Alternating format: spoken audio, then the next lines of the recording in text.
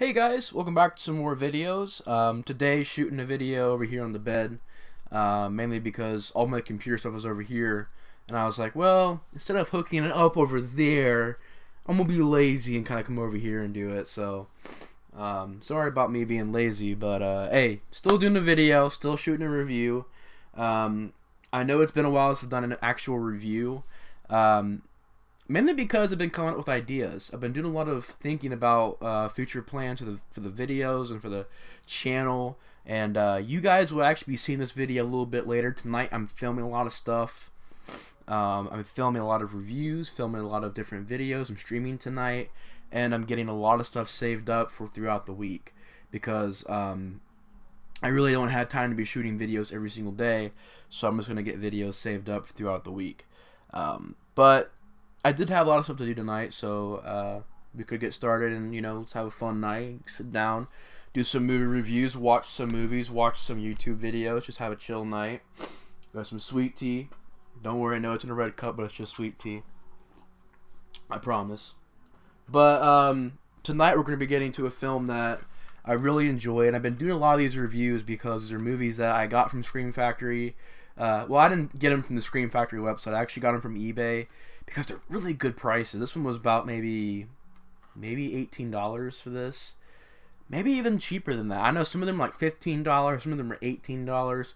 And most of the time, the reason that they're so cheap is because I'm getting them without the slipcovers. So to me, that doesn't matter. To me, people are like, well, if you have Scream Factory without the slipcover, you're not really having a Scream Factory. It's not the real kind of edition. I'm like, bro, just because it has a slipcover doesn't mean anything. Yeah, it increases the price for some reason.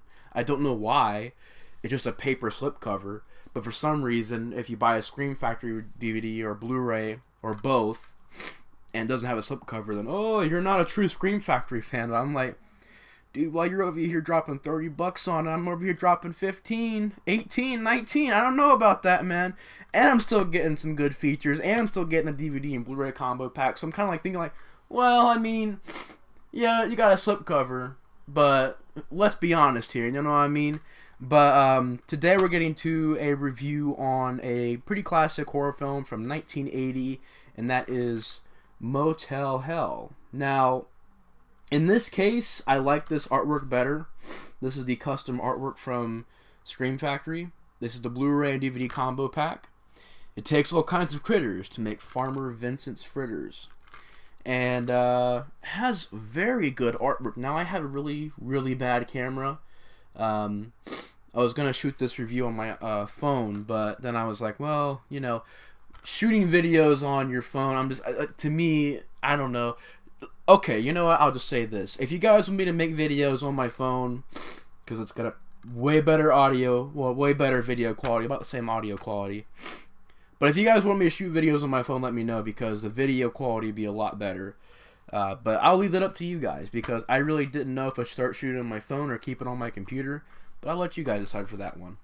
But yeah, in this case, I really enjoy the custom artwork better than the original poster. Still really enjoy the original poster, but in this case, I've just preferred the custom artwork a little bit better. Like I said, still very cool. I know it's very bad quality, but you guys can get a little bit of an idea of what it looks like. Still enjoy it, but I prefer this. I just think it looks so cool. The pig head, the chainsaw, the crazy people, and the buried people. Like, I thought that was just all very, very cool. And I really, really enjoyed the custom artwork for this. Most of the time, when I get Scream Factory Blu-rays, I'll just have the original artwork, because I enjoy the custom artwork. It's just sometimes the original posters are a little bit better. But we have the DVD, which was still a pretty good transfer. And, of course, the Blu-ray, which had a very good transfer. Crystal clear audio and picture. And the movie Motel Hell, since the internet's, for some reason my computer's not connected to the internet, I have IMDb pulled up right here. And like I said, it came out in 1980, and it gets a 6 out of 10 on IMDb. And stars Rory Calhoun, Paul Link, Nancy Parsons, Nancy Parsons. And directed by Kevin Connor. And this movie, I remember hearing about this movie a lot. I've been hearing about it for a long time, actually.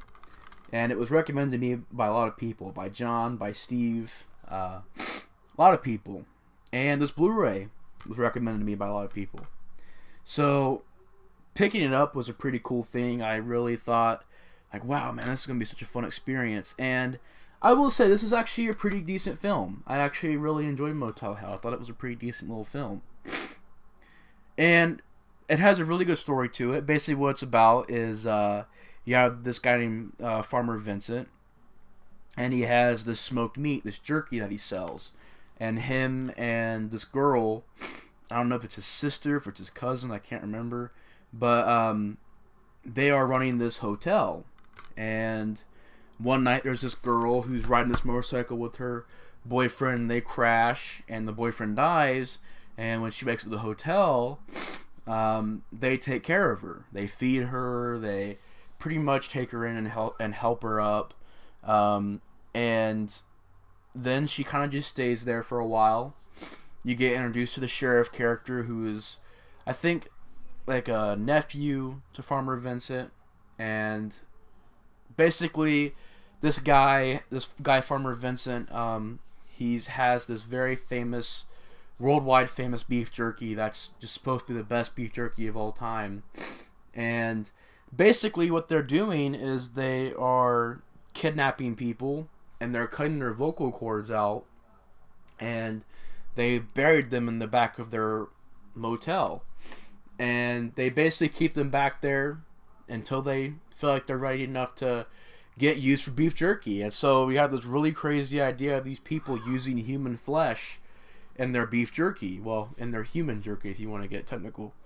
But you have a really disturbing kind of idea with that, where people are saying it's the best jerky of all time, and really it's humans, so it's cannibalism. And I think if you think about it, if you really think about it, if beef jerky would be that famous, I think there would be like a health like if you thought on it in a realistic term. I get it's a film, but if you really think about it, it's like, well, they really wouldn't be able to get away with this, because first of all, if the beef jerky was getting that big and it was getting that famous, if it was worldwide famous beef jerky, there would not just be like just two people running this little hotel and putting thousands and thousands of pounds of jerky out to these customers. I'm like, okay, that's the first issue I got with that plot. That's the first issue. Second of all, health inspections, which they do have a health inspector that comes there, and he kind of is just this guy who doesn't really know what's going on. He ended up getting knocked out and used for the jerky. But I'm just thinking, like, well, they would have to pass health inspections. They would have to have people investigate the product. It's like, this would not work. Even back in the day, this would not work. Like, there would still be regulations on this stuff. At least that's what I would think would happen. But anyways, it's still a very, very interesting plot that I've never heard of before. It's like a plot that I was like, I've never actually heard of that before. People using humans in their beef jerky. I thought it was going to be a slasher film, but really, if you think about it, it's not really a slasher film. It's just more of an 80s horror film. There's not really a lot of kills in it, and when you do get kills, though, they're pretty gory. But most of it, you get kind of like a Texas Chainsaw Massacre vibe from it. You don't really see anything. There's not really like a lot of killing that's going on, but you do get a lot of pretty good effects and pretty good gore. And basically, while this girl's there, she gets attached to Farmer Vincent, ends up falling in love with him. And I gotta get into that, because that plot, the fact that this hot blonde chick, who, granted, horrible actress, not a horrible actress, but just bad acting. And I will say that this movie does have some pretty bad acting. Literally, the only good actor in this movie is probably Farmer Vincent and his cousin or whatever. And that's it. Everybody else is really bad acting. Excuse me. But basically, Farmer Vincent and this girl, they fall in love. She's trying to actually have sex with him. I'm like thinking, like, what the? Because it's like, this guy is like in his 60s or 70s, and she's like in her early 20s.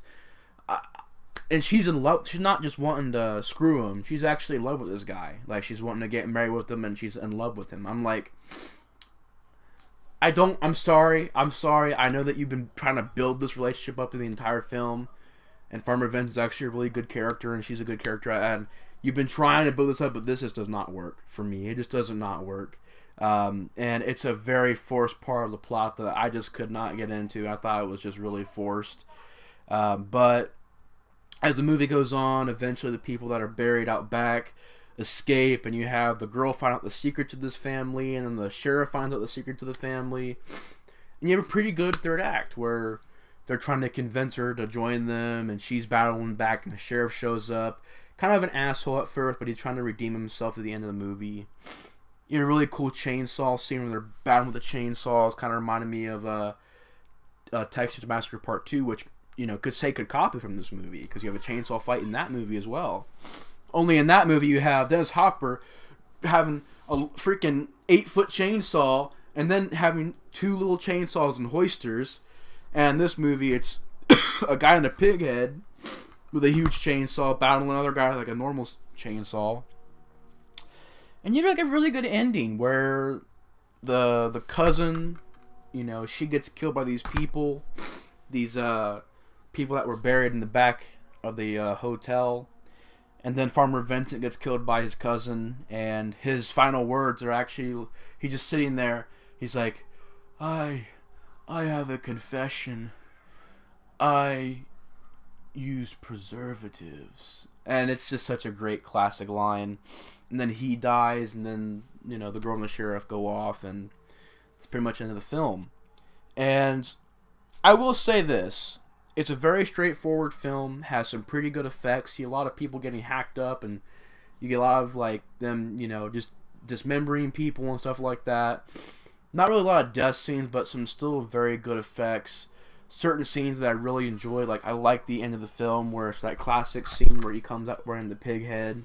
Just a classic look for a character, in my opinion. And you have the scene where these people come into the hotel, and they're like these sex maniacs. They're into BDSM and whipping each other and tying each other up, and they're into all that. And it's such a great scene because Farmer Vincent's just kind of like, you know, he sees these people as victims, and they're kind of like, well, are you two into that kind of stuff? And then they're kind of like, yeah, you know what, we are. I just thought it was a very funny scene, and they're kind of like, oh yeah, we are. They follow him back to their room, and they get this rope out, and they're kind of like, oh, what is this? You gonna tie me up? And he's like, yeah, I'm gonna tie you up. They tie him to the beds, and then they're like, what's that? And they got like this anesthesia, and like, oh yeah, it's anesthesia. Oh, anesthesia, kinky. And then he like puts the mask on him. He's like, sniff. He's like, yep. He was like, passes out. The other girl, she realizes that these people are crazy. They make her get passed out. This is a very funny scene. I thought it was hilarious when I was watching it. It's such a great scene. And I will say this, Farmer Vincent, the actor who played him, did a really good job. Thought he did a really good job. And I think it's Rory Calhoun. Really good job in this movie. I thought he did a really good job, and so did Nancy Parsons from Porky's. What it says here.